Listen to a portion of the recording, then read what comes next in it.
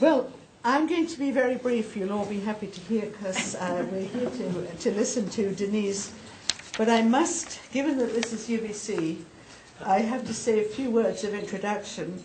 Denise, born in Vancouver, brought up in Prince George, is one of 5 Chong children to graduate from UBC, and her sister Louise is sitting in the audience, and I think that makes Mrs. Winnie Chong one of the great mothers of UBC, because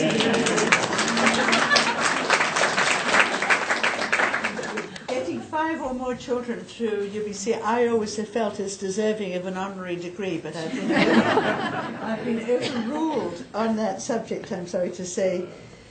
Denise started her career in Ottawa as having graduated here in economics, and she worked at an incredibly young age for Pierre Trudeau as one of his economic advisors and one of the people responsible for dealing with British Columbia, dealing with the West altogether.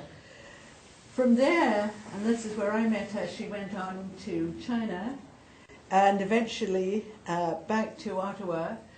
And over the past 15 years or so, she's written 3 wonderful books: The Concubine's Children, which I'm sure many of you have read, The Girl in the Picture, and now Egon Mao, the book about Ludo Chung, one of the 3 people who threw eggs at Mao's portrait in Beijing, and who now lives in Calgary. I shouldn't really connect those 2 things, except that he did come to this country as a refugee, and he has now settled here with his family.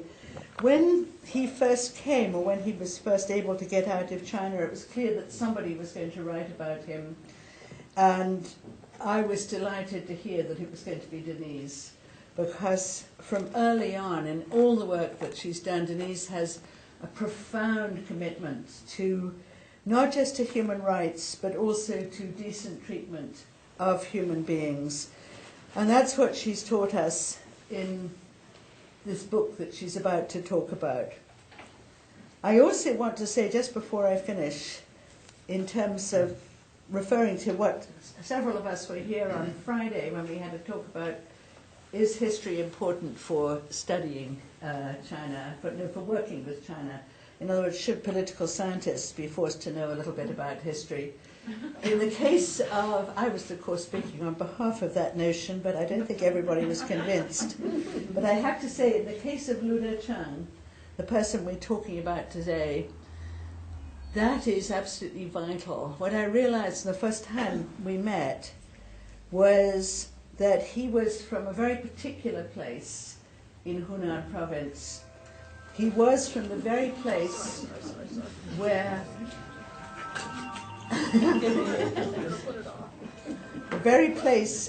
where one of the great heroes of the late Qing dynasty, Tan Tong, came from. Tan Tong was executed by the Empress Dowager, needless to say, and he has since, for the last 110 years, on and off, been a great hero in Chinese mythology. He was Ludo Chung's example, not, as you might have thought, some of the other Communist Party heavyweights who come from the same town, including Wang Jun, a fairly ferocious figure who used to be in charge of what was called then civil affairs, but basically punishments, or even Hu Yabang.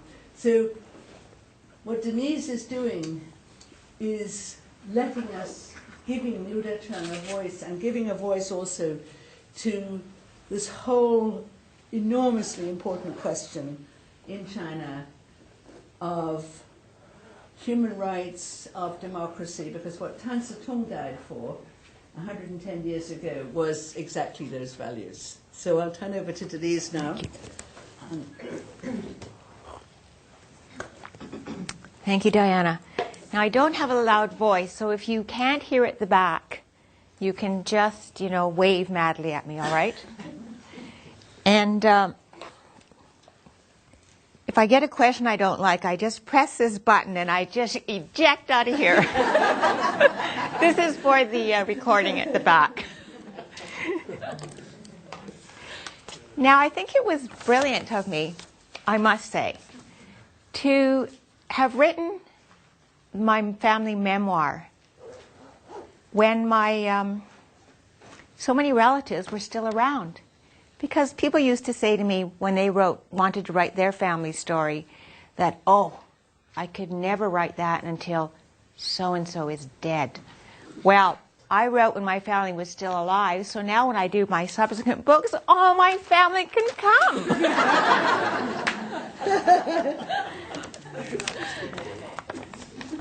So,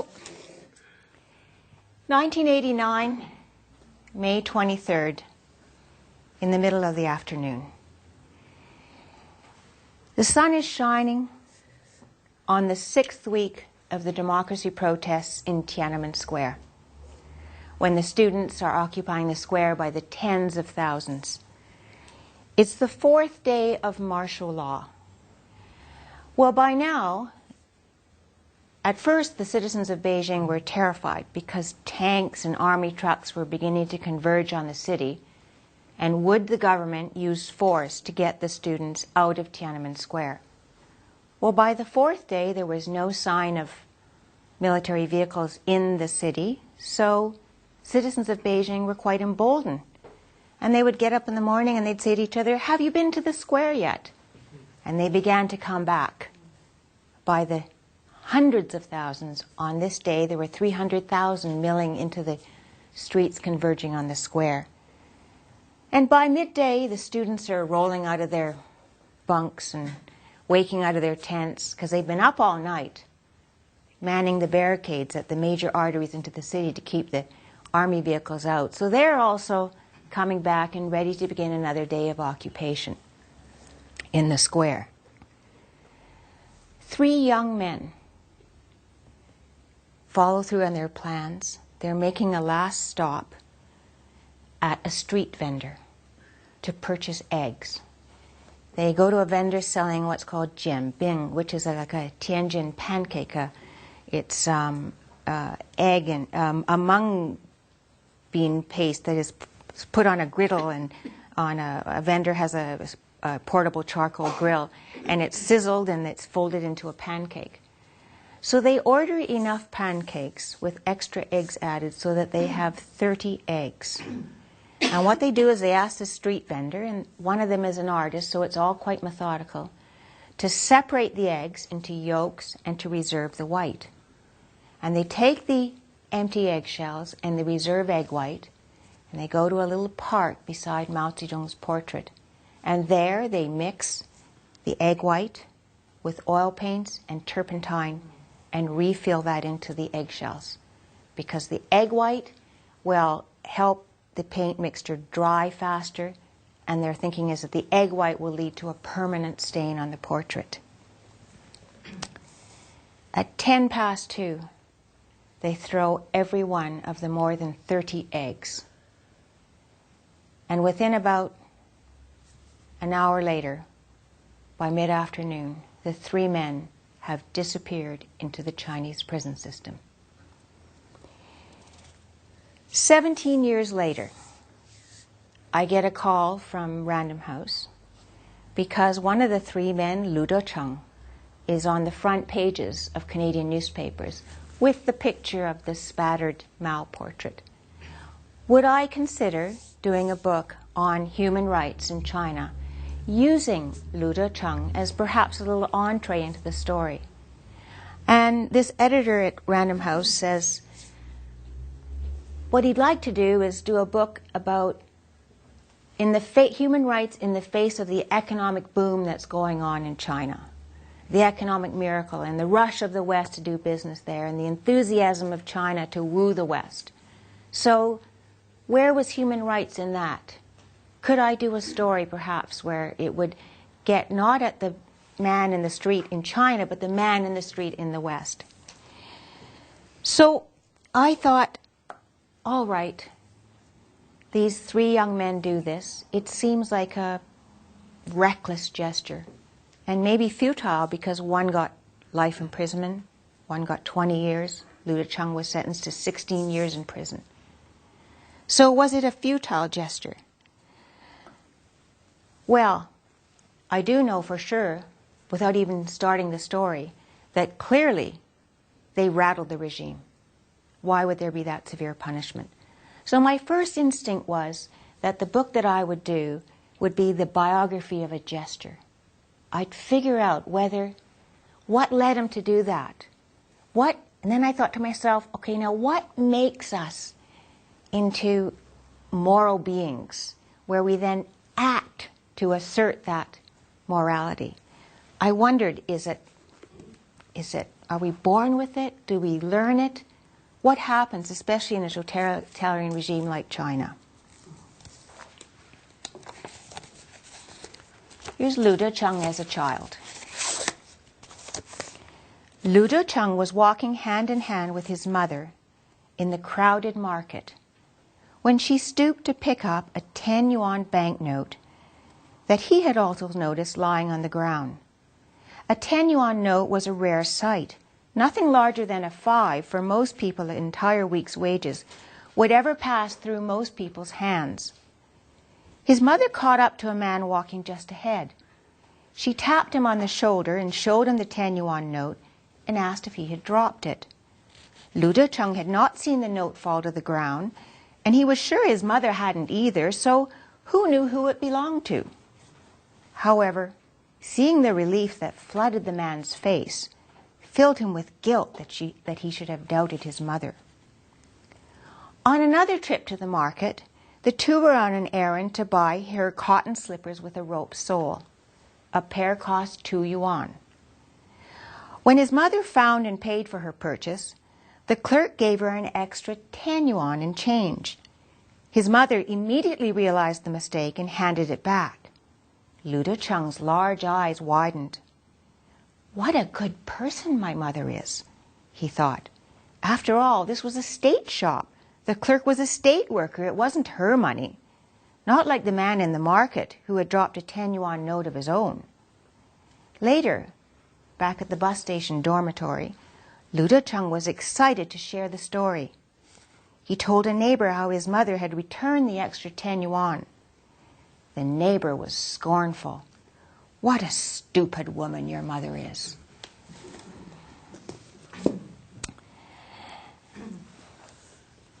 Well, I was intrigued by Ludo Chung because I thought to myself, now this is a democracy protest. He travels 1,500 kilometers to come to Beijing, and he comes from the heart of Mao country. He grows up in a small little backwater political town in Hunan province, which is where Mao's hometown is. He lives by the Liuyang River, which is made into a famous communist anthem. And what interested me was his very ordinariness. He wasn't an intellectual. He wasn't a student who were thronging on Beijing by the tens of thousands. He was a bus mechanic. Now, last week, on October 1st, if you watched television, you would have seen the celebrations for the 60th anniversary of China and the parade of military might and accomplishments of China passed along Chang'an Avenue and past Mao's famous portrait. Well, for all that celebration, 2 years before, when I was in China doing my research, I had to make sure that I went in on a tourist visa, that I didn't disclose to anyone what I was doing. I made sure that I conducted all my meetings. I met the people clandestinely. A lot of skullduggery to set up meetings. For example, I never used a cell phone because cell phones can be tracking devices. I always relied on intermediaries to set up meeting places. When I picked locations to meet, I'd already memorized a map of Liuyang at home so that I would never have to pull out a map in the town. And so, having written this book, I cannot disclose anybody I interviewed, anybody who interpreted for me, And I can't do that for their own protection. So that speaks, of course, to the paradox of modern-day China.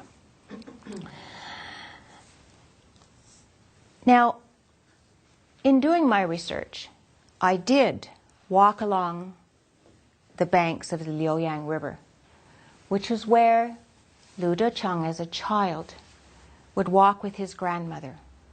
And she was what the communists called a martyr's widow, because her husband had died for the communist cause. He'd been executed by the Kuomintang.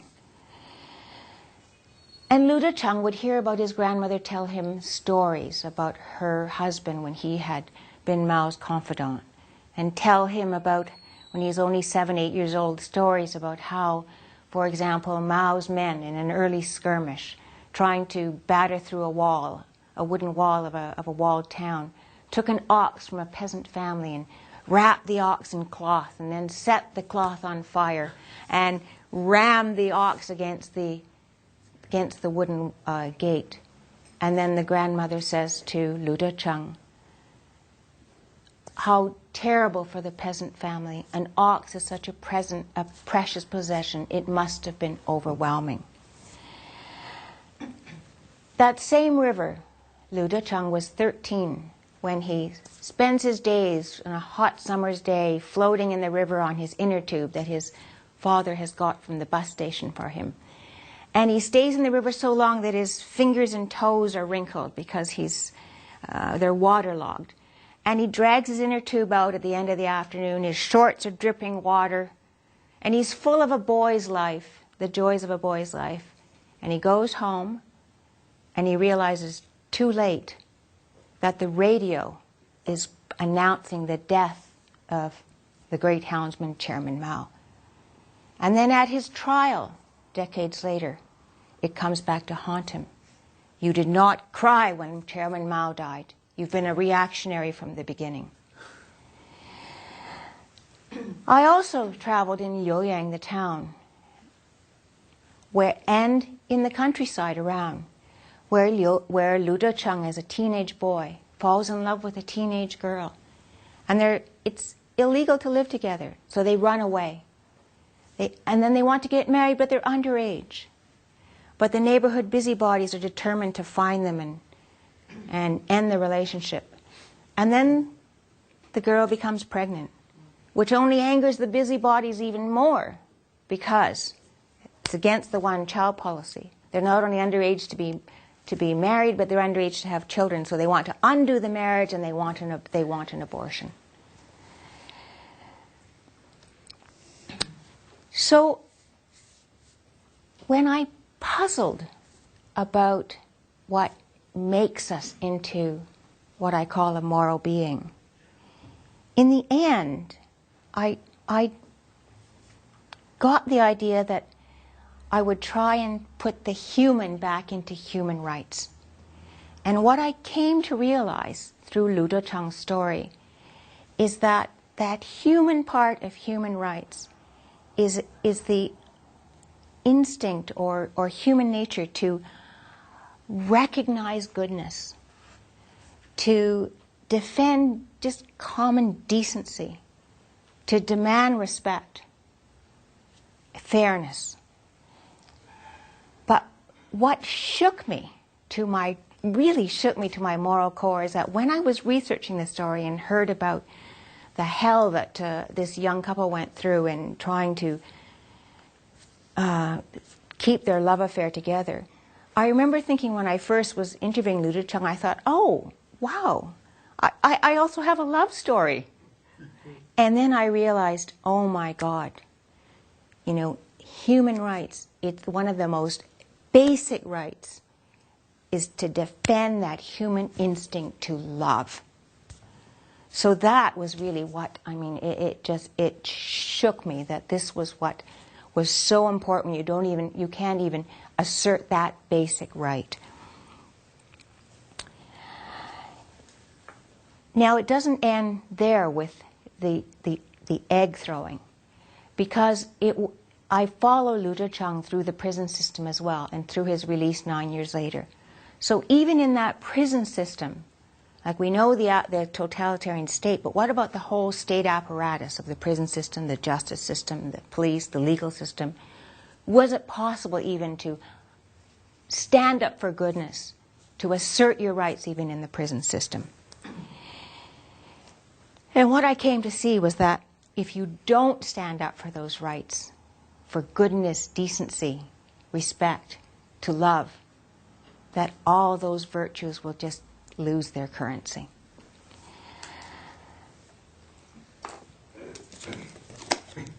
And now this is Ludo Chung's release. This is after his release from prison, and he served 9 years in prison.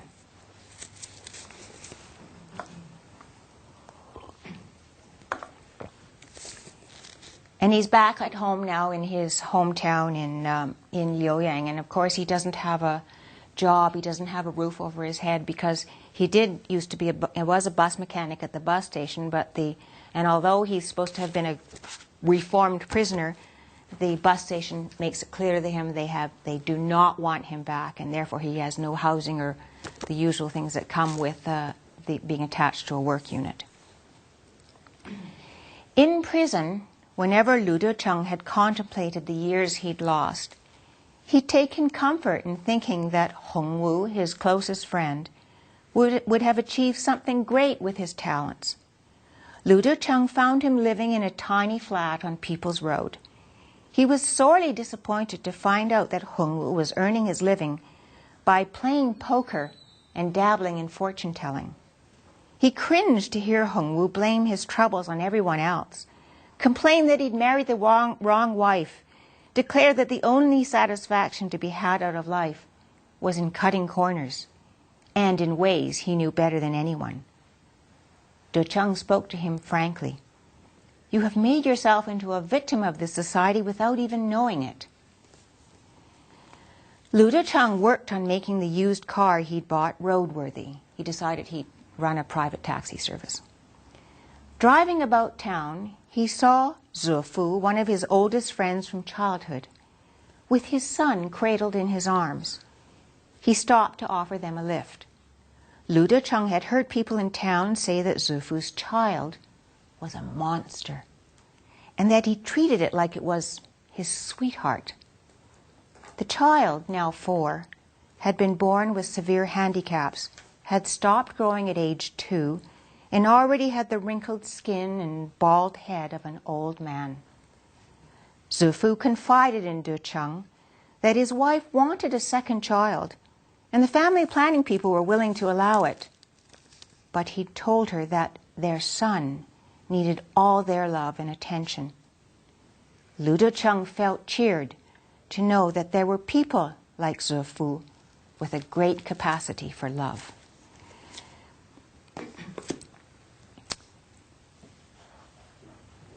Before the 3 men from Hunan stop at the pancake vendor, they had one last stop before that at the post office on Wangfujing Street, the major shopping street in Beijing. The night before, when they had stared at Mao's portrait and made their plans, they contemplated what was the worst that could happen to them. And of course they thought that they assumed they were plainclothesmen throughout the square. Well, what was the worst? They could be shot to death by plainclothes policemen. And were they willing to accept that? They decided yes, because somebody had to have the courage to step forward.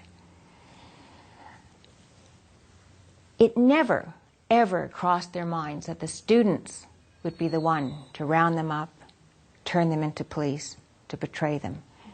Because they thought that, like the students, they were on the same wavelength. And their idea was that this political act would wake up the students to know that they should not be so complacent about martial law, that only the worst was ahead with martial law, that this was a regime that knew only the language of brutality. So never had they imagined the outcome of the students' betrayal. But instead they contemplate the worst that could happen is a bullet and felled on the spot. So they go to the post office, and they have 20 minutes there because one of them has planned that they should do it at 10 after 2. They write their last letters thinking that they can have a last word for them, that people will hear of their last word. One of them is a teacher, and he writes only to his mother because his mother has an eye problem, and she ended up in hospital, and before he left Luoyang, he didn't have time to say goodbye to her, and he's feeling like that he's fallen down in his duties as a son. So he writes his mother and says, don't let your heart hurt too much if something happens to me. One of them is an arts editor at the local daily newspaper in Luoyang, and he is a great calligrapher and writes very quickly, and he in 20 minutes can write 8 or 9 letters. And they're all very cryptic. He ends with this one line that he's going to learn from the emperor and the assassin. And he's making a metaphor example of a famous story in China, millennia old, where an assassin plots to kill a man and then fails or else chickens out and doesn't do it. Whatever. But the outcome is that that man goes on to become the first emperor of China. And his hidden message, in other words, in these 8 or 9 letters, is that he's going to succeed where the assassin failed. He's going to save China from itself. Well, Ludo Chung writes only 1 letter. He's not very literate. He's not used to having a pen in his hand. He writes to his wife, Wang Chuping.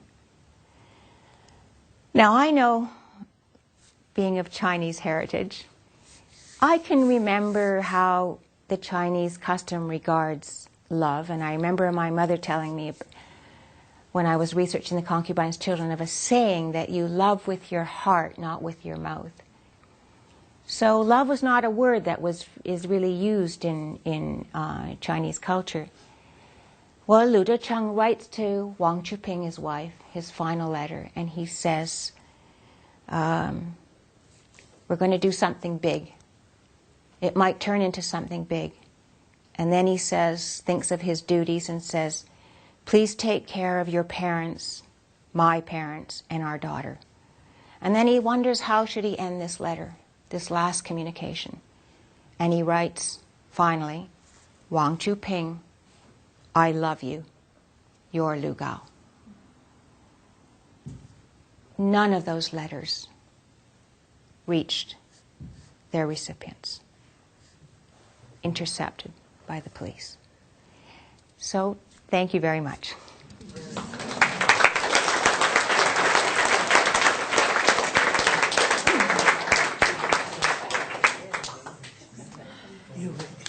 Okay, so I'm happy to take questions, but I've also, I said to Diana, who's like family to me, as well as a great resource as a scholar. Now, when I first interviewed Ludo Chung and had to, because I don't speak Chinese, I can speak a smattering and I can get by in a conversational way, but I'm not to do this in-depth interviews. So when I first met Ludo Chung, I thought, well, I've got to endear myself to him.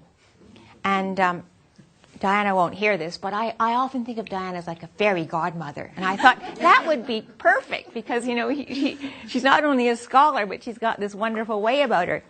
And so I convinced Diana to fly up from Vancouver to meet him in Calgary so that I could help make a good impression. And I thought, Diana, as we were driving here, I thought, that was a stroke of luck, really, because for Ludo Chung to confide the stories of a 10-year-old's heartache over losing his mother, confide a great love that ended very badly, the loss of a child, that I think it was a stroke of luck that he was telling it to a woman.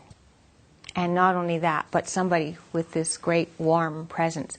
So I relied on Diana also to do my interpretation, and I think that was of great comfort to Ludo Chung when I first made the introduction. So what I'm saying is, here is your chance too to just you get a literary glimpse at what it's like if you want to ask Diana questions about that relationship and the translator relationship, and I think you'll get a little glimpse, and feel free to ask Diana questions. So I'm happy to take all questions.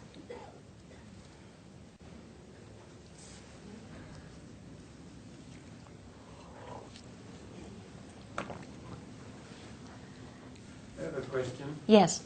It's not about Ludo Chung, but it's about you. Considering the age of the event and the current situation in China, would you, going back to China now, have any restrictions put upon you, or would you have any particular trouble? Okay, the question was, considering the event, which is now 20 years ago, Tiananmen Square, and today's China, having written the book, would there be restrictions on me going back? Well, when I was there doing research, I have traveled in China before and lived there when the first student protest happened in 1986. And I did sneak into Vietnam to interview people connected with the napalm girl, who, of course, was seen to have defected to the enemy. I have to say that I was more worried on this trip than I've ever been traveling abroad. And the reason was that to this day there remains a ban in China, complete ban against discussion of Tiananmen Square. The protests, the aftermath, even the accounting of the imprisoned, the dead. But also I had been told it was a year before the Olympic Games in Beijing, and all word was that there was surveillance was up, monitoring was up, and dissidents there was a crackdown. And so I was worried. And after all, I remember when my husband's a CTV journalist, and I remember when he first was posted to China in Ottawa, we went to visit the Chinese ambassador. And because I had to be introduced, because I was also going to China. And I remember going into the Chinese embassy on St. Patrick Street and going in and shaking hands with the ambassador. And the first word he said to me was, "You are a lost daughter of the motherland." So, you know, being of Chinese heritage, could I be detained? I didn't know. And certainly, I genuinely worried. And I had, and Diana, you worried for me a lot. I did, yes. So I know I can say that, you know, I took some precautions. Like I had a letter from a certain university professor that said I was conducting some research and going to collect pictures and going visiting archives, which I did. I covered my tracks by doing these kinds of things. And, you know, I had to decide should I avail myself of the Human Rights Network, which there is in China. And I thought, you know, God, that would be so watched. I better just do it on my own, because if I lost my notes and my research, I would not have a book.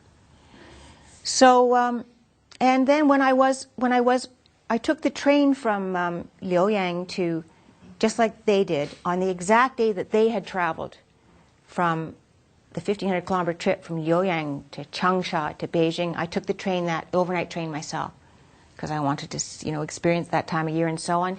So I was in the square on the day, the anniversary of the day that they threw the eggs. And so happened on that very day, a man threw a burning rag at Mao's portrait. And then I read about how the man was taken by police and declared insane. So there was an incredibly heavy police presence in Tiananmen Square. And when I say heavy police presence, I mean, you know, one on this chair, one on that chair, one here and one there, just throughout the square. So yes, I worried tremendously the entire time. And every time I had to email home, you know, I knew that there were words that would catch. So some of those words are obvious, right? You're not going to write Tibet or freedom or democracy. But, you know, I had to be very careful when I tried to encode my messages. And so, even more stopping me in my tracks was the question you've raised. Would I ever get back into China again, having written a story like this? And it had personal consequences for me, more than just the selfishness of being a writer. My mother's blood sister still lives there, and my mother's half-brother. I took my daughter to China a few years ago. I promised my son I would take him. Well, will I ever get back into China? I guess I'll never know until I apply for a visa, and I might get turned down. Now, some said to me, it's not worth it. You know, why would you risk that? You know, I never, ever doubted for a millisecond that I shouldn't write this story. Because what better gift could I give my mother's sister than to write a story about, you know, the human rights in China? So, you know, I'll never know. And that's the aspect of authoritarian regime, that you just never know. And things are never transparent enough for you to find out. I must just Yes. add something to this, because this makes me, I don't know why I want to laugh so much, but all of the time I've been going to China until this past year, the greatest, always known as the public enemy number one, was Chiang Kaishek. I've actually just been to a conference in honor of Chiang Kaishek in Chongqing, where he lived during the war. And although no relatives were present, because I don't think he actually has any surviving relatives, he was praised, he was honored, his wisdom was cited. And, you know, if you'd asked me even 5 years ago, would this be possible, I would have said no. But it wasn't just a conference in honor of him. It was held, as they say, at the highest levels by the Chongqing municipal government, which rules over a population about half the size of Canada. So it's not a small entity. And there we were, praising Chiang Kaishek. So things come and things go and things change. But I also think that Denise's little blue passport would help her quite a bit. Yes, yes, absolutely. Well, you know, it was when I was, the last part of the book, in the last days when it's already at the copy editor, you write your acknowledgements.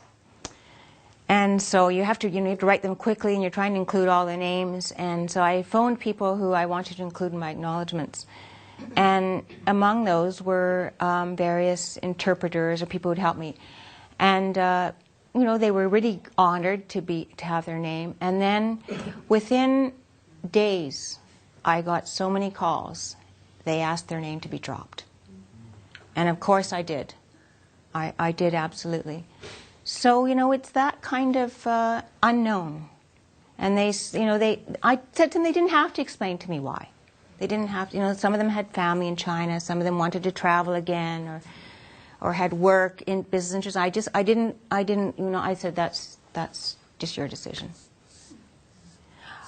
Diana let her name stand.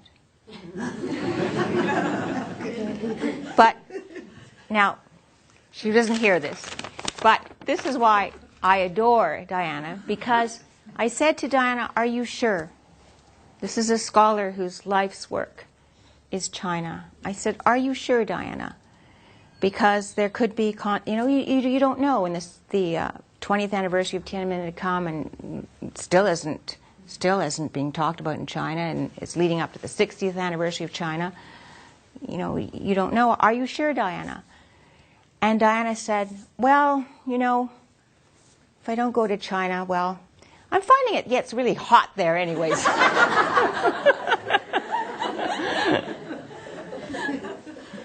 Yes. Denise, tell them that you threw eggs in your backyard. Look,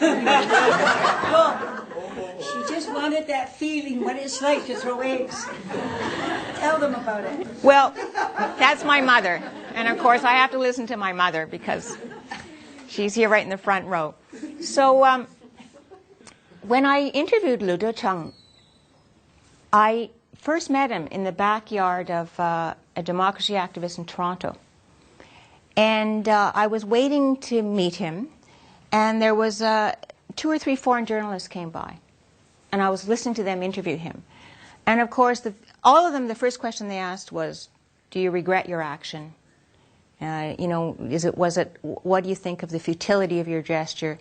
And they asked him immediately about throwing the eggs.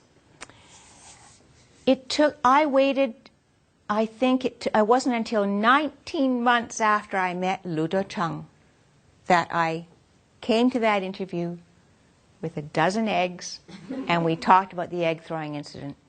Because I never brought it up until, I never even talked about the action until I had done the whole story. And I knew I only had one chance at it. I wasn't going to come back at it. But I brought these eggs with me. So then when it came time to writing it up, it's true. My son was in the kitchen, and he watched me, and I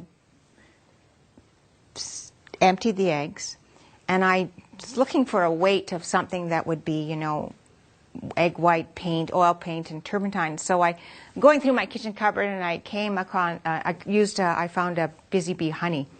And so I poured all the honey in them, and then what they did was they took discarded eggshells, and they fit them on top. And I thought, wondered how that would work. It's surprising. It actually fits quite snugly. So when you pick it up, it's just not as fragile as you think. So I had all these things filled with honey, and then we didn't get much snow in Ottawa that winter, so the snow was really crusty. So I took my eggs and I went to the backyard. I could see Kai looking at me through the window. And I sat there and I took the egg and I pitched them up at my back window. And I came back in, and I think Kai made some disparaging remark that I throw like a girl. Denise, you have to tell them you took Mr. Liu to see the interpreter. You drove all the way from Ottawa to Toronto. And this great big confrontation with the interpreter called Mr. Liu, "You are a nuisance," and the telephone rang. Yes. Well,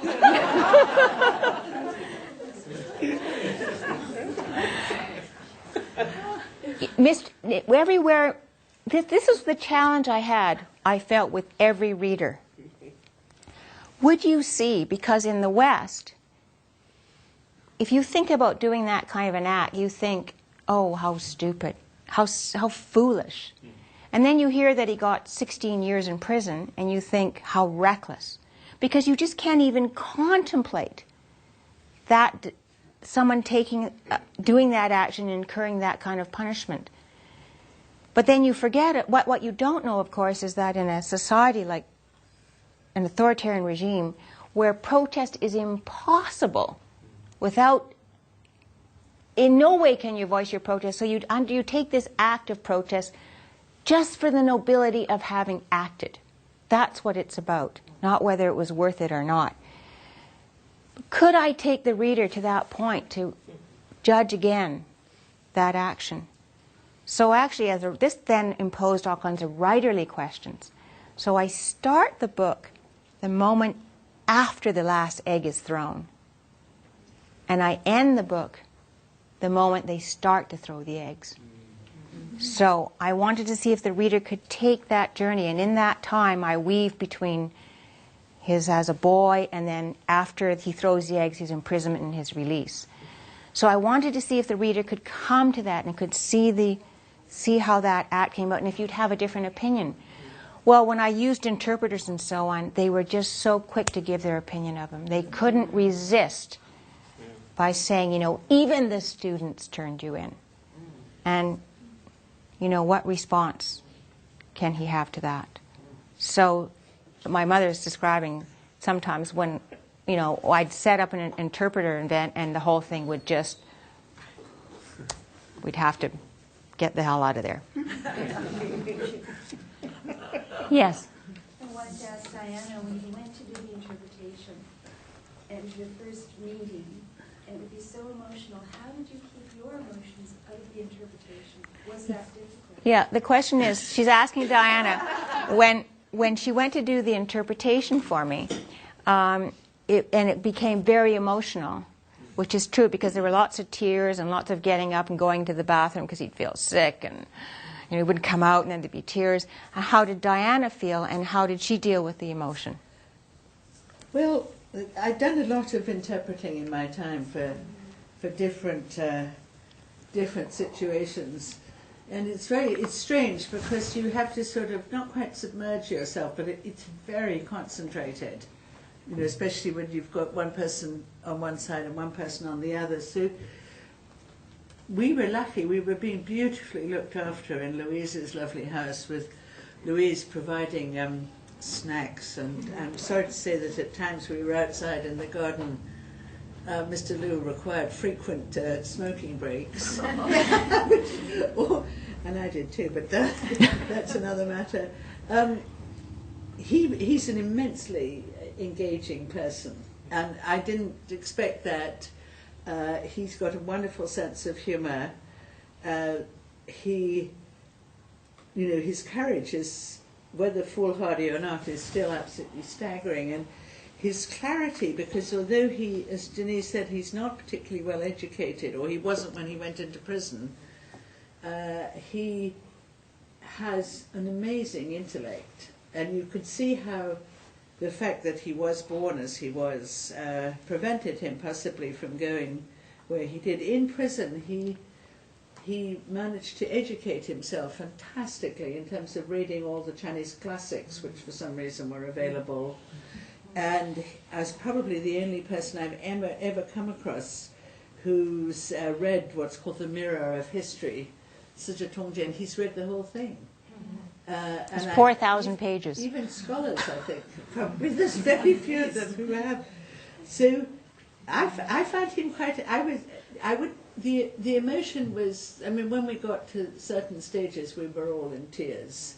But when the baby died. Well, I can tell you that, you know, this is where there were instances when the writer would come up against the fairy godmother, when, you know, there'd be a very emotional part, and it was because in the period when the and this is again is the effect of the authoritarian regime, you know, the dictates come from Beijing, and it's how the local people are going to carry those out. It's just, you know, so unknown. So the busybodies are really hounding them and searching for the couple in the countryside and determined that they're going to force this abortion. So it gets very emotional, and Diana, whose face is very expressive, she would put her hand to her heart and go, oh, like this, and then Ludo Chung would be, you know, his eyes would really well up, and his voice would catch, and Diana would say to me, oh, we better take a break. Now the writer knows this is the time you got to go for it. So I say, no, Diana, no, and I get my next question, and Ludo Chung would be all upset, and Diana would go, oh. And I would say, oh, and she said, we got to stop. I said, no, we got to go, Diana, we got to go. And I'd be like pushing in because I got to get that, you know, like I know I'm so close, right? And so we'd be pushing, and then I'd see Diana, and she would just be sitting there like, because I was just wearing her out. So there were when I think back, there were those instances. Yes. Denise, when you decided to launch the book this year, did you have the anniversary celebration in mind? The question is, when I decided to launch the book, did I have the anniversary celebration in mind? No. That's just complete luck of the 60th anniversary. In fact, when I started the book, the publisher wanted it in time for the 20th anniversary of Tiananmen Square, which would have required, I mean, I wrote this book in just under 3 years, which to me is very fast for a book. I mean, because, you know, don't forget I'm working with interpretation and translation, so everything is doubled up. So to me that was very fast. I couldn't even make the 20th anniversary, and this caused, you know, great tension between me and my publisher. And I'm glad now, because I kept saying it's not a book about Tiananmen Square. I mean, it is, because the Tiananmen Square is the event that everybody in the West knows. But it's so much more than that. And I didn't want the book to be a re-examination of Tiananmen Square, because others have done that. And there's so much more to be found that needs resources that I don't have. The students, be able to read Chinese, get to people who have the story. So I didn't want it to be about Tiananmen Square. So I'm glad it didn't come out then. But no, I didn't actually have that in mind. And but I think, but I think it does look like good timing. Yes. And even the the title, Egg on Mao, which also I realized was Egg on Mao has served me well as a title, because this is only my second event speaking, so this is why I'm still a bit trying out my talk. But so yesterday morning I was speaking at a breakfast meeting in Montreal, and I said I thought the title was brilliant, because I thought that even if the book doesn't sell, I've got a future as a breakfast speaker. But then I was introduced somewhere, on a radio show. The announcer described the book Egg on Mayo. And I thought, well, if I get the cookbook buyers, I've got it made. But I think also, in the end, I think that because the title, even with Diana, I was talking about it, the publishers didn't like the title at all. They thought it sounded like comic bookish. But I think it does capture both what the West sees and the iconic image of China.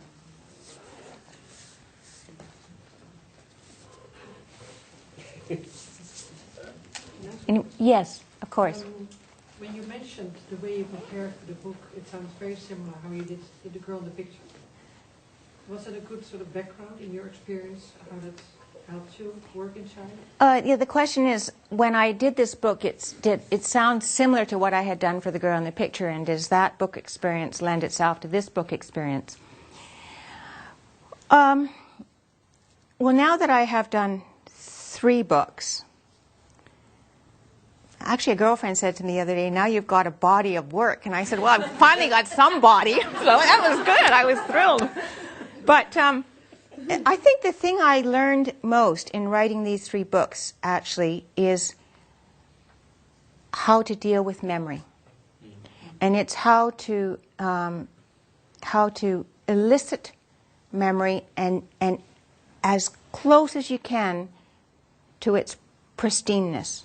Because the more you talk about it, the more you contaminate it.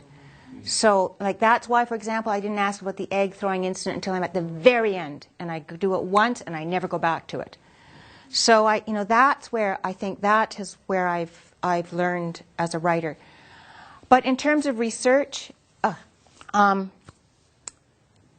think what probably helped me in this book is, and Lucy McNeil will know this, who's lived in China and traveled many, many times, it's living in China.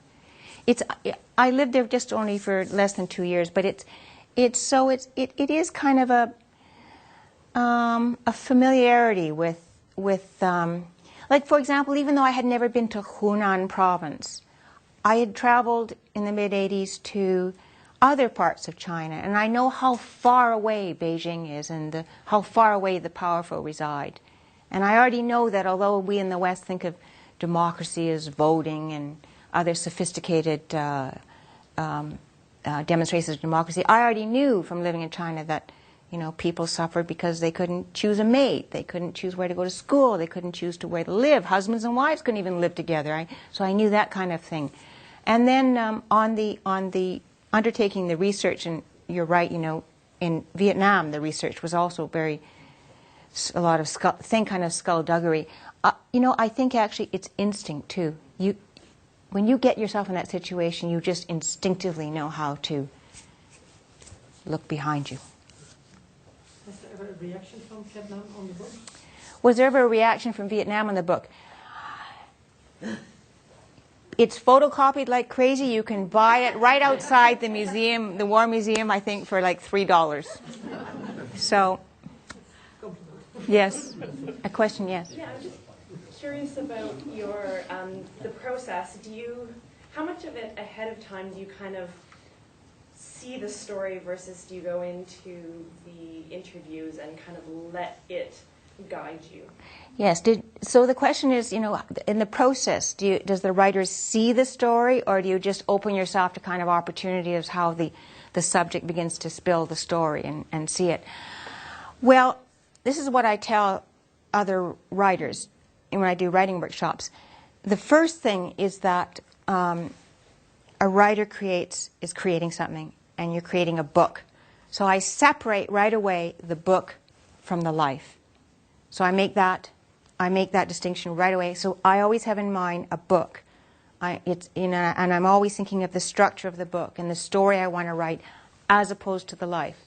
Because a life can never be contained in a book anyways. It's impossible, whether it's this thin or this thick. So that's the first thing. Do I keep myself open to the story? Yes, absolutely, always. Because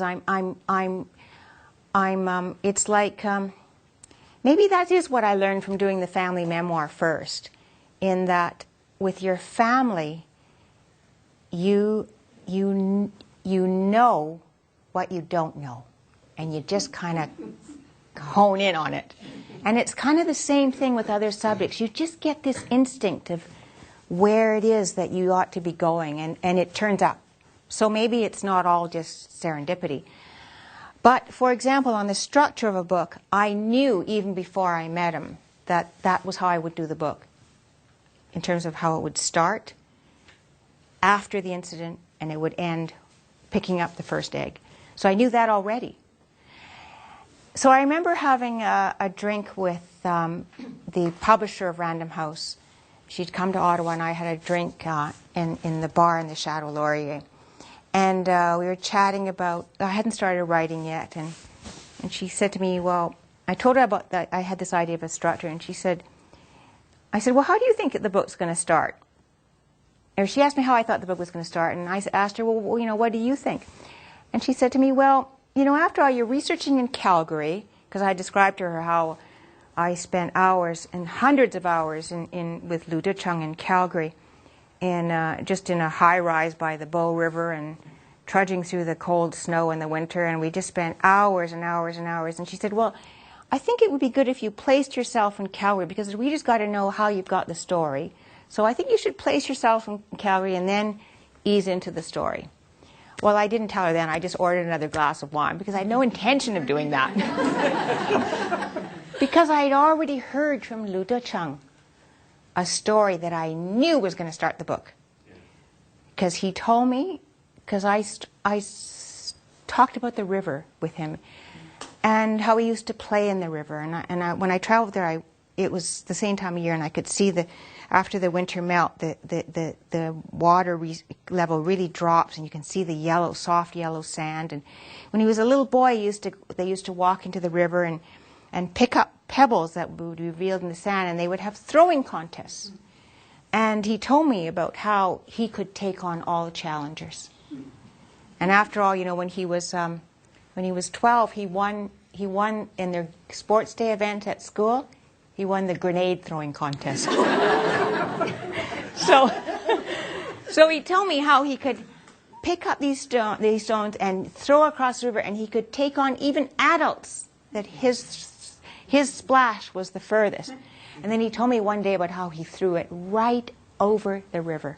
And I knew then that was the start of my book. So in some ways, you see, you do have it in mind. And if you don't have it in mind, then you kind of lose control of what you're trying to create. Random House originally asked me, in the face of the economic change, was there a shift also in the attitude towards human rights? Is that your question? And did I address that? Well, I'm thinking about that all the time, of course, but my intention is to... Well, let me put it this way. I wanted to write about human rights, and I was determined I would not use that phrase until virtually the end of the book.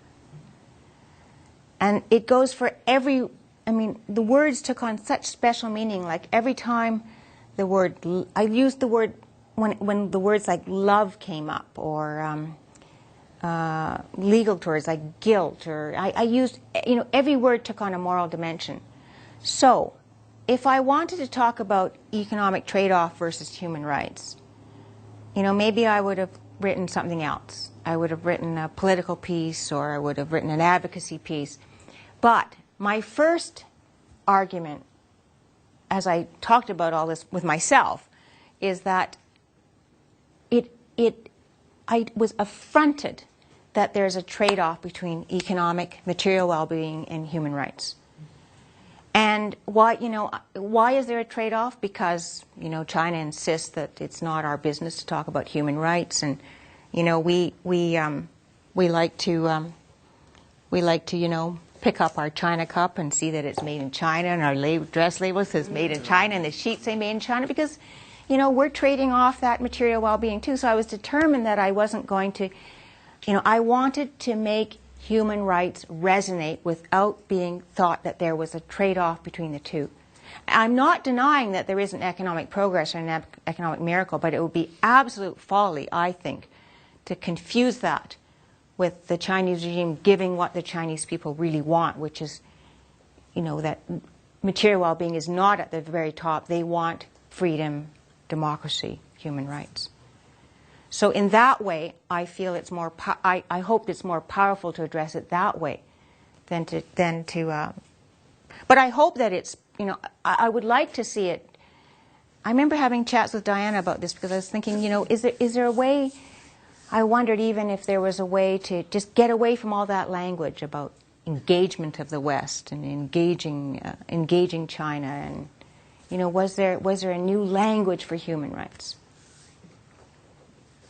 That was a bit of a messy answer. Sorry. Any other questions? Yes. Do you think you've written the story that he wanted to tell? Do I think I've written the story that he wanted to tell?